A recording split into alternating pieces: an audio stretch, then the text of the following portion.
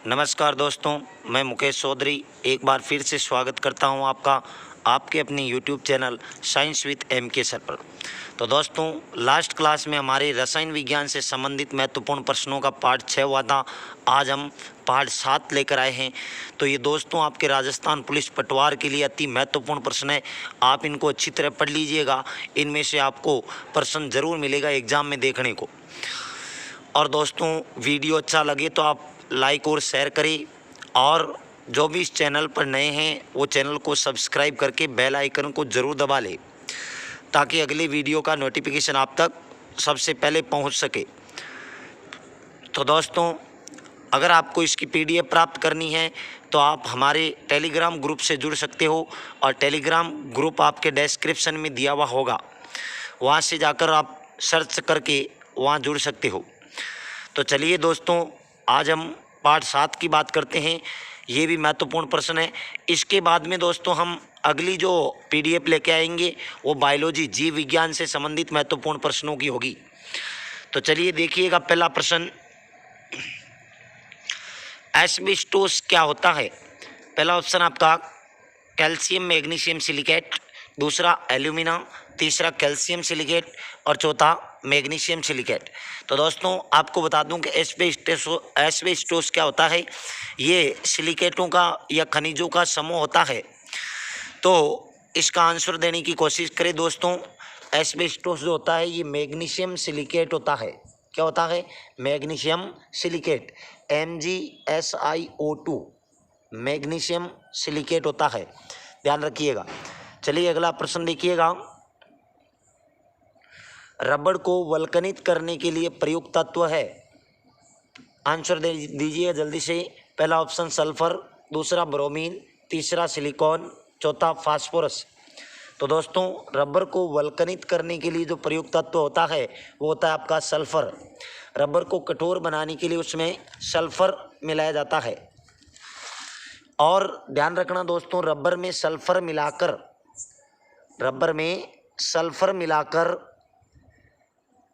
इसको 150 degree Celsius ताप पर गर्म करने की प्रक्रिया को रबर का वल्कनीकरण कहते हैं।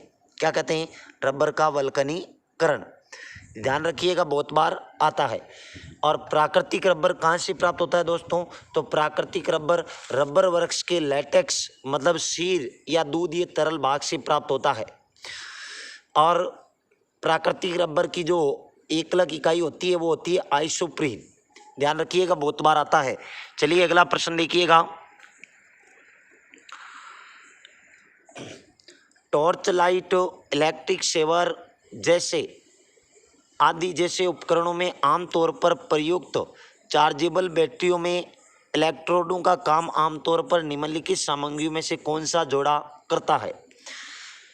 तो पहला ऑप्शन देखिएगा, आयरन और कैडमियम, दूसरा निकल और कैडमियम, तीसरा लेड प्रोक्साइड और लेड, और चौथा जिंक और कार्बन। तो दोस्तों, टॉर्च लाइट, इलेक्ट्रिक शेवर और ऐसे जो चार्जेबल बैटरियां होती है इनमें इलेक्ट्रोडों का काम कौन करता है? तो आंसर दीजिए जल्दी से। इसका सही आंसर होगा दोस्तों आपका जिंक और कार्बन, Zn और कार्बन, सी।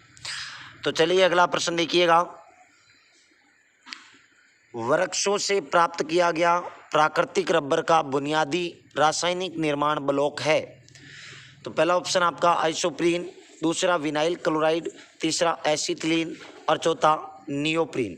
तो दोस्तों, अभी थोड़ी देर पहले ही बताया था आपको कि प्राकृतिक रबर की एकलक इकाई क्या है। तो आंसर देने की कोशिश करें जल्दी से। इसका सही आंसर होगा दोस्तों आपका आइसोप्रीन। आइसोप्रीन इसके बुनियादी रासायनिक निर्माण का ब्लॉक है। चलिए अगला प्रश्न देखिएगा, बैटरियों में कौन सा एसिड संग्रहित मतलब स्टोर होता है? ये भी बहुत अच्छा प्रश्न, बहुत बार पूछा जाता है। आंसर दीजिए जल्दी से। इसका पहला ऑप्शन आपका सल्फ्यूरिक एसिड, दूसरा नाइट्रिक एसिड, तीसरा हाइड्रोक्लोरिक एसिड और चौथा एसिटिक एसिड। तो दोस्तों, बैटरियों के अंदर जो संग्रहित एसिड होता है वो होता है आपका सल्फ्यूरिक एसिड। क्या होता है? Sulphuric acid. सूत्र क्या होता है दोस्तों?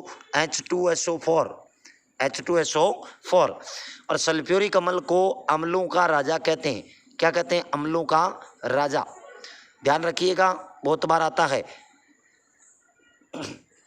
और इसे रसायनों का राजा भी कहते हैं, रसायनों का राजा।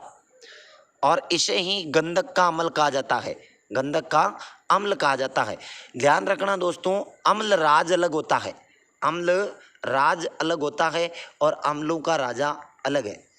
अम्लों का राजा सल्फ्यूरिक अम्ल H2SO4 को कहते हैं, जबकि अम्ल राज में HCl और HNO3 मिलाया जाता है।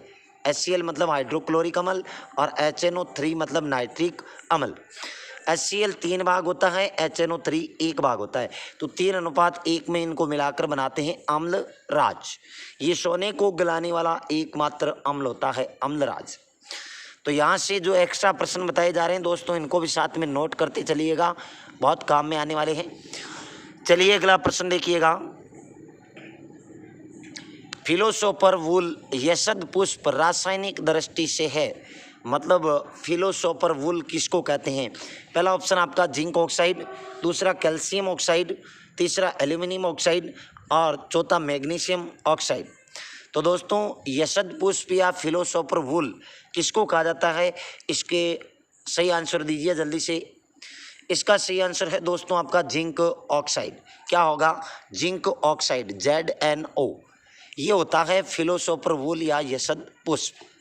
चलिए अगला प्रश्न देखिएगा। लाफिंग गैस का रासायनिक नाम है, बहुत बार आता है, ध्यान रखना। पहला ऑप्शन आपका नाइट्रिक ऑक्साइड, दूसरा नाइट्रोजन डाइऑक्साइड, तीसरा नाइट्रोजन पेंटाऑक्साइड और चौथा नाइट्रस ऑक्साइड। तो आंसर दीजिए दोस्तों, सबको पता होना चाहिए लाफिंग गैस किसको कहते हैं। तो लाफिंग गैस कहते हैं नाइट्रस ऑक्साइड को, N2O को कहते हैं। किसको कहते हैं? N2O, इसका सूत्र होता है, ध्यान रखना, पूछा भी जाता है। चलिए अगला प्रश्न देखिएगा। पीड़कनाशी के रूप में DDT के प्रयोग की हानि है। तो पहला ऑप्शन आपका कुछ समय बाद अप्रभावी हो जाता है, दूसरा प्रकृति में सरलता से निम्नीकरण नहीं होता, तीसरा दूसरों से कम प्रभावी है और चौथा इसकी लागत अधिक है। तो दोस्तों DDT के प्रयोग की हानि होती है क्या? जल्दी आंसर दीजिए जल्दी से। इसका सही आंसर होगा प्रकृति में सरलता से निम्नीकरण इसका नहीं होता, ये अप्रभावी नहीं होता है, ध्यान रखना। दूसरों से कम प्रभावी भी नहीं होता, इसकी लागत भी ज़्यादा होती है। चलिए अगला प्रश्न देखिएगा। सिरके का मुख्य अंग होता है, विनेगर का मुख्य अंग क्या होता है? पहला ऑप्शन आपका फॉर्मिक एसिड, दूसरा सैलिसिलिक एसिड, तीसरा एसिटिक एसिड और चौथा ऑक्जेलिक एसिड। तो आंसर दीजिए जल्दी से दोस्तों इसका सही आंसर होगा आपका एसिटिक एसिड। क्या होगा? सिरका और अचार इनमें पाया जाता है आपका एसिटिक एसिड। सूत्र होता है CH3COOH। एसिटिक अम्ल का सूत्र भी पूछ लिया जाता है। वैसे सिरका एसिटिक अम्ल के 3 से 4% विलयन को कहते हैं, ध्यान रखना, बहुत बार पूछ लिया जाता है। चलिए अगला प्रश्न देखिएगा। फ्लाई ऐश वातावरणीय प्रदूषक है जो इसके द्वारा उत्पन्न होता है। फ्लाई ऐश जो होता है ये वातावरणीय प्रदूषक होता है, वो किसके द्वारा उत्पन्न होता है? पहला ऑप्शन उर्वरक संयंत्र, दूसरा सीमेंट उद्योग, तीसरा थर्मल पावर प्लांट और चौथा आटा मिल। तो आंसर दीजिए दोस्तों, इसका सही आंसर होगा दोस्तों आपका सीमेंट उद्योग। सीमेंट उद्योग से फ्लाई ऐश नाम का वातावरणीय प्रदूषक उत्पन्न होता है। चलिए अगला प्रश्न देखिएगा, बहुत अच्छा प्रश्न है, बहुत बार पूछा जाता है। सीमेंट की खोज किसने की थी? पहला अगासिट, दूसरा अल्बर्ट्स मैग्नस, तीसरा जोसेफ आस्पिदिन और चौथा जेनसिन। तो दोस्तों सीमेंट की खोज करने वाला था जोसेफ एस्पिडिन। वैसे आस्पिदिन भी कहते हैं इसको और एस्पिडिन भी कह सकते हैं। जोसेफ एस्पिडिन ने सीमेंट की खोज करी थी, ध्यान रखना। चलिए अगला प्रश्न देखिएगा। किडनी स्टोन पत्थरी में निम्नलिखित में से क्या पाया जाता है? पहला ऑप्शन आपका सोडियम ऑक्जिलेट, दूसरा कैल्शियम ऑक्जिलेट, तीसरा सोडियम क्लोराइड और चौथा कैल्शियम एसीटेट। तो दोस्तों किडनी स्टोन पत्थरी जो होती है उनमें पाया जाता है आपका, आंसर दीजिए जल्दी से। इसका सही आंसर होगा कैल्शियम ऑक्सिलेट, कैल्शियम ऑक्जिलेट पाया जाता है। चलिए अगला प्रश्न देखिएगा। नैसर्गिक मतलब प्राकृतिक, नेचुरल कह सकते हैं। रबड़ किसका बहुलक है? पहला ऑप्शन आपका स्टाइरिन, दूसरा वाइनिल एसीटेट, तीसरा प्रोपीन और चौथा आइसोप्रीन। तो अभी थोड़ी देर पहले भी आया था दोस्तों, आंसर दीजिए जल्दी से। प्राकृतिक रबर किसका बहुलक है? तो इसका सही आंसर होगा दोस्तों आपका आइसोप्रीन। आइसोप्रीन। दोस्तों क्लास अच्छी लग रही है तो आप लाइक और शेयर करते रहिए बीच बीच में। चलिए अगला प्रश्न देखिएगा। साधारण लवण का रासायनिक नाम है?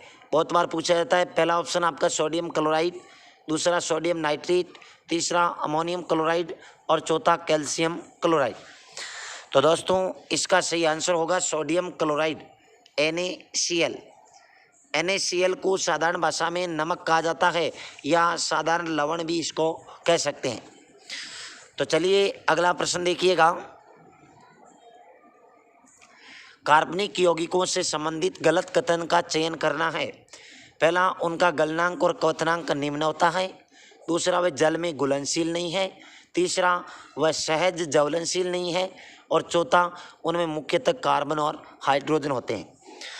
तो दोस्तों गलत कथन का चयन करना है, आंसर दीजिए फटाफट देंगे। इसका सही आंसर होगा सी, वह सहज ज्वलनशील नहीं है, बाकी सभी गुण पाए जाते हैं। निम्न होता है गलनांक क्वथनांक, जल में घुलनशील नहीं होते हैं और उनमें मुख्यतः कार्बन और हाइड्रोजन होते हैं। चलिए अगला प्रश्न देखिएगा। वल्कनीकरण प्रक्रिया के दौरान निम्नलिखित में से किस पदार्थ को मिलाने से रबड़ को कठोर बनाया जा सकता है? अभी थोड़ी देर पहले ही आया था, ध्यान रखना। पहला ऑप्शन आपका नाइट्रोजन, दूसरा सिलिकॉन, तीसरा सल्फर और चौथा एल्कोहल। तो आंसर दीजिए दोस्तों जल्दी से। वल्कनीकरण प्रक्रिया अभी बताया था थोड़ी देर पहले, रबर को सल्फर मिलाकर गर्म करने की प्रक्रिया को रबर का वल्कनीकरण कहते हैं। तो इस प्रक्रिया में मिलाते हैं दोस्तों अपने सल्फर, जिसको अपन गंधक भी कहते हैं, ध्यान रखना, कभी कभी नाम आ जाता है गंधक। चलिए अगला प्रश्न देखिएगा। कार्बन मोनोऑक्साइड एक ज्वलनशील गैस है, निम्नलिखित में से कौन सी ज्वलनशील गैस है? कार्बन मोनोऑक्साइड एक ज्वलनशील गैस है और इनमें से कौन सी ज्वलनशील गैस है तो आपको बताना है। पहला ऑप्शन आपका हीलियम, दूसरा नाइट्रोजन, तीसरा ऑक्सीजन और चौथा हाइड्रोजन। तो दोस्तों आंसर दीजिए। इसका सही आंसर होगा आपका हाइड्रोजन। हाइड्रोजन एक ज्वलनशील गैस होती है कार्बन मोनोऑक्साइड के अलावा। चलिए अगला प्रश्न देखिएगा। टिंचर आयोडीन किसमें आयोडीन का घोल है? पहला ऑप्शन पोटेशियम आयोडाइड, दूसरा एथिल अल्कोहल, तीसरा जल और चौथा सोडियम क्लोराइड। तो आंसर दीजिए जल्दी से दोस्तों। इसका सही आंसर होगा दोस्तों पोटेशियम आयोडाइड, के आई के अंदर टिंचर आयोडीन का घोल होता है। चलिए अगला प्रश्न देखिएगा।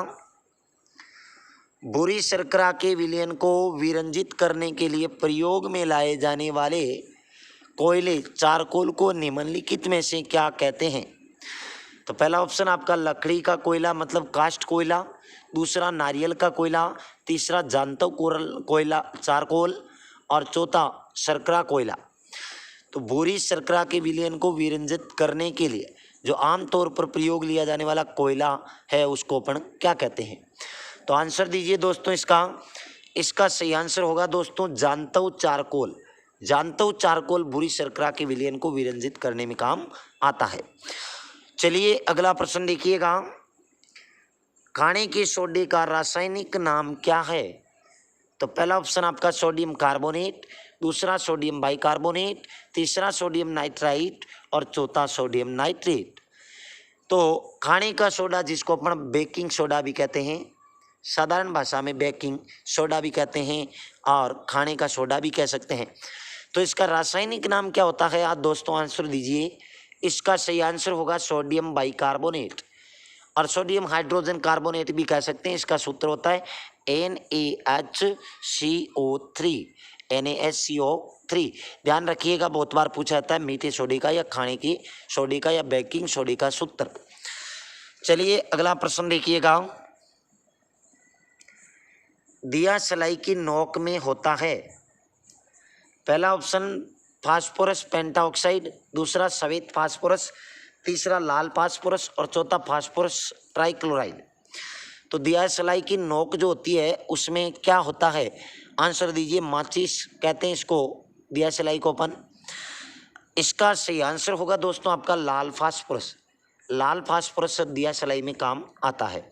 चलिए अगला प्रश्न देखिएगा। कॉपर के इलेक्ट्रोडों का प्रयोग करके कॉपर सल्फेट के जलीय घोल के विद्युत अपघटन से मिलता है। तो बहुत अच्छा प्रश्न है, बहुत बार पूछा जाता है। पहला ऑप्शन कैथोड पर कॉपर और एनोड पर ऑक्सीजन, दूसरा एनोड पर कॉपर और कैथोड पर ऑक्सीजन, तीसरा कैथोड और एनोड पर कॉपर घुलकर कॉपर देते हैं और चौथा कैथोड पर हाइड्रोजन और एनोड पर ऑक्सीजन। तो आंसर देने की कोशिश करें दोस्तों। इसका सही आंसर होगा कैथोड पर कॉपर और एनोड पर ऑक्सीजन। ध्यान रखना, बहुत बार पूछा जाता है। चलिए अगला प्रश्न देखिएगा। इक्सु शर्करा के किण्वन से निर्मित सिरके में होता है। पहला ऑप्शन आपका पॉमेटिक एसिड, दूसरा लैक्टिक एसिड, तीसरा सिट्रिक एसिड और चौथा एसिटिक एसिड। तो इक्सु शर्करा के किण्वन से निर्मित सिरके में क्या होता है ये बताना है। आंसर दीजिए जल्दी से दोस्तों। इसका सही आंसर होगा एसिटिक एसिड, एसिटिक एसिड। चलिए अगला प्रश्न देखिएगा। सिरका निम्नलिखित में से किसका वाणिज्यिक नाम है? व्यापारिक नाम है। पहला ऑप्शन आपका ऑक्जेलिक अम्ल, दूसरा हाइड्रोक्लोरिक अम्ल, तीसरा एसिटिक अम्ल और चौथा नींबू का अम्ल। तो आंसर दीजिए जल्दी से दोस्तों। इसका सही आंसर होगा एसिटिक अम्ल। बहुत अच्छा दोस्तों, आंसर देते रहो। चलिए अगला प्रश्न देखिएगा।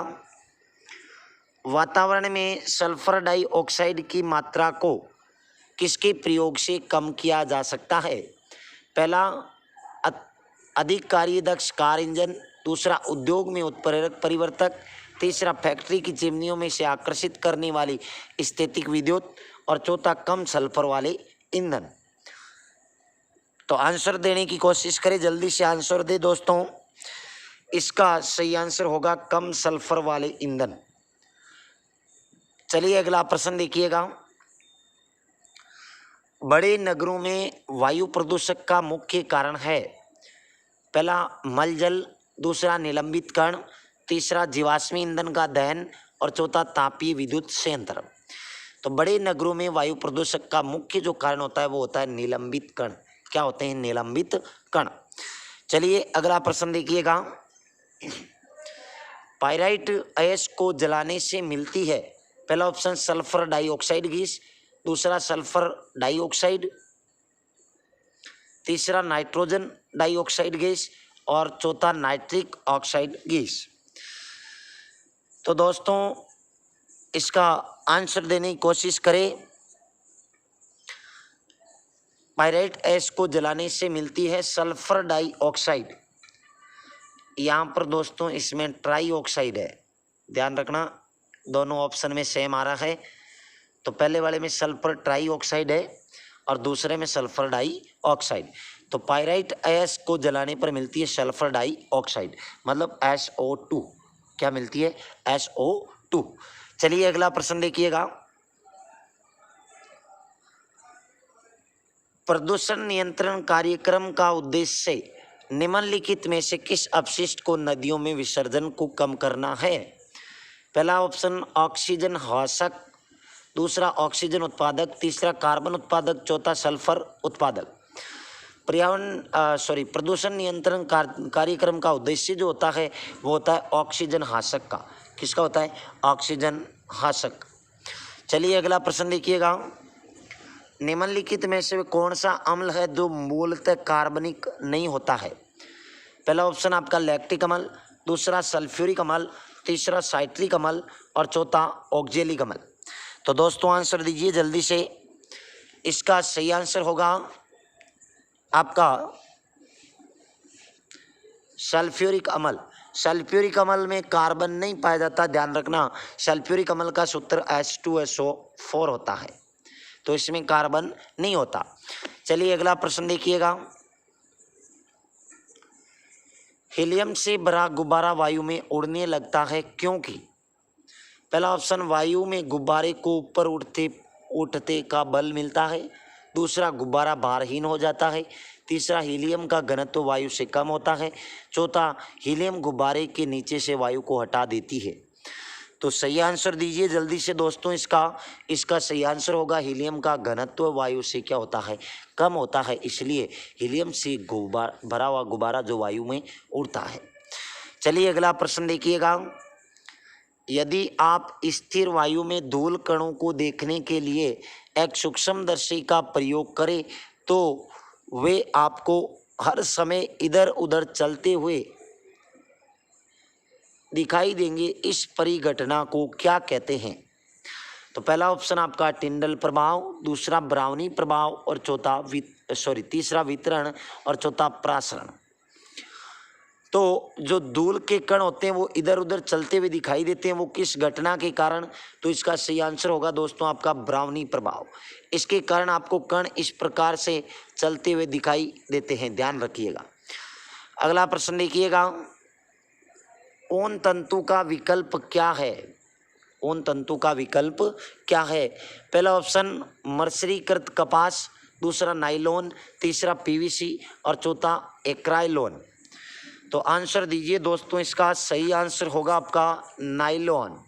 क्या होगा? नाइलॉन। ये हेक्सामेथिलीन डाइअमीन और एडिपिक अम्ल से मिलाकर बनाया जाता है। ये ऊन तंतु का विकल्प होता है।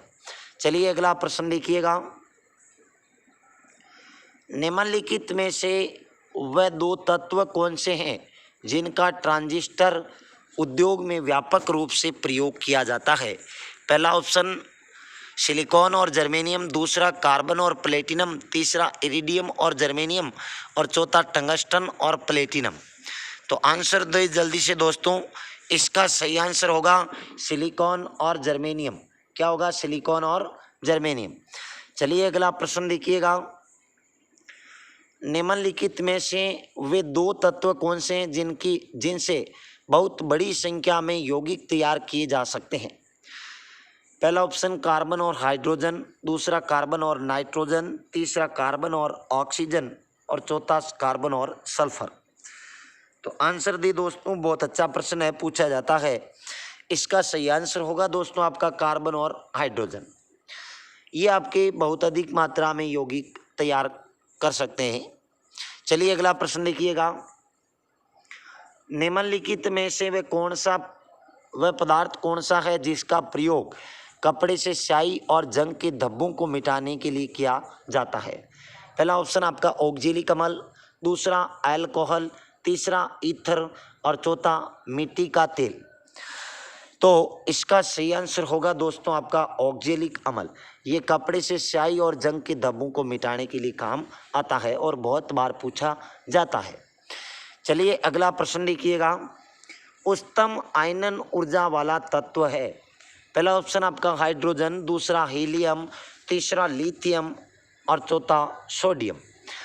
तो आयनन ऊर्जा सबसे ज़्यादा किस तत्व की होती है? आंसर दीजिए जल्दी से दोस्तों। इसका सही आंसर होगा आपका हीलियम। He जो होता है इसकी उच्चतम आयनन ऊर्जा होती है। चलिए अगला प्रश्न देखिएगा। निम्नलिखित कार्बनिक यौगिक में से किससे आयरन यौगिक से उत्पन्न दाग को निकाला जाता है? पहला ऑक्जेलिक अम्ल, दूसरा बेंजोइक अम्ल, तीसरा थैलिक अम्ल और चौथा सिनेमिक अम्ल। तो आंसर दी जल्दी से दोस्तों। इसका सही आंसर होगा आपका ऑक्जेलिक अम्ल। दाग को निकालने में ऑक्जेलिक अम्ल काम में आता है। चलिए अगला प्रश्न देखिएगा। चीनी के उत्पादन में उत्पादोपाद शीरा निम्नलिखित में से किस पदार्थ में बदल जाता है? पहला अल्कोहल, दूसरा कागज, तीसरा ईंधन और चौथा लुगदी। तो आंसर दी जल्दी से दोस्तों। इसका सही आंसर होगा अल्कोहल। अल्कोहल का सूत्र होता है C2H5OH। इसे एथिल अल्कोहल या एथेनॉल भी कहते हैं। चलिए अगला प्रश्न देखिएगा। निम्नलिखित में से किसका आस्कंदन कारक के रूप में मृदु पेय के निर्माण में प्रयुक्त किया जाता है? पहला फास्फोरिक अम्ल, दूसरा फास्फोरस अम्ल, तीसरा सैलिसिलिक अम्ल और चौथा बोरिक अम्ल। तो दोस्तों आंसर दे जल्दी से। इसका सही आंसर होगा आपका फास्फोरिक अम्ल। क्या होगा? फास्फोरिक अम्ल। चलिए लास्ट प्रश्न की तरफ बढ़ते हैं। ये रहा अपना लास्ट प्रश्न। हाइड्रोक्सी समूह वाला ऑर्गेनिक अम्ल है। पहला बेंजोइक अम्ल, दूसरा कार्बोक्सिलिक अम्ल, तीसरा सिनामिक अम्ल और चौथा एसिटिक अम्ल। तो हाइड्रोक्सी समूह वाला ऑर्गेनिक अम्ल होता है आपका कार्बोक्सिलिक अम्ल। कौन सा अम्ल होता है? कार्बोक्सिलिक अम्ल। तो दोस्तों ये थे रसायन विज्ञान से संबंधित महत्वपूर्ण प्रश्न। तो दोस्तों अब हम अगली पीडीएफ लेकर आएंगे आपके लिए बायोलॉजी के महत्वपूर्ण प्रश्न टॉपिक वाइज। तो दोस्तों वीडियो अच्छा लगा तो आप लाइक और शेयर करें, अपने दोस्तों को भी इसका फ़ायदा दिलाएं ताकि राजस्थान पुलिस का पेपर फाइट कर सके। तो दोस्तों फिर मिलते हैं अगली क्लास में जल्द ही। तब तक के लिए जय हिंद, नमस्कार।